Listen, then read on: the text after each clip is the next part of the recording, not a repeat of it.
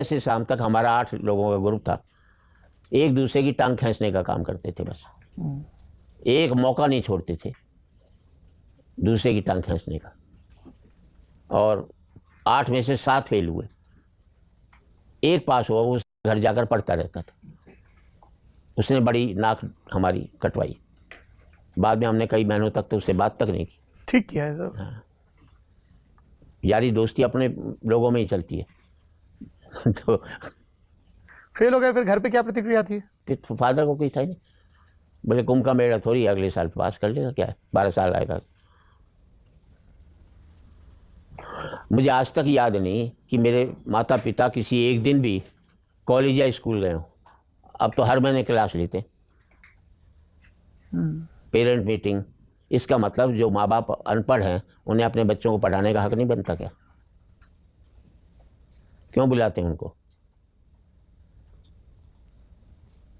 शिक्षा व्यवस्था को लेकर काफी ऑब्जर्वेशंस हैं आपके, कैसे ये सुधरे? क्योंकि बड़ी बड़ी कमेटियां बनती हैं, नई नई पॉलिसीज आती हैं। जब से शिक्षा व्यवस्था खराब हुई है, जब से ऑब्जेक्टिव टाइप सवाल आए,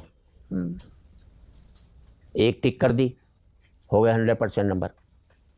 मेरा एडमिशन श्री राम कॉलेज में 51% पर हुआ था। तब मुझे एक सवाल का जवाब देने के लिए 4-5 पन्ने लिखने पड़ते थे। अब सिर्फ टिक करना है। आज की तारीख में बच्चे एजुकेटेड हैं, लर्नेड कहाँ हैं? ज्ञान खत्म हो गया शिक्षा में के चक्कर में। पहले मैं हायर सेकेंडरी में था तो मैं अपने कारखाने की दवाई मैन्युफैक्चरिंग की बैलेंस शीट निकालता था, बही खाते लिखता था।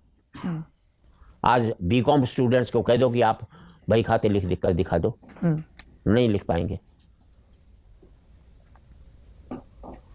ज्ञान में विज्ञान तभी सक्सेस होता है जब तक उसमें 2/3 ज्ञान रहे।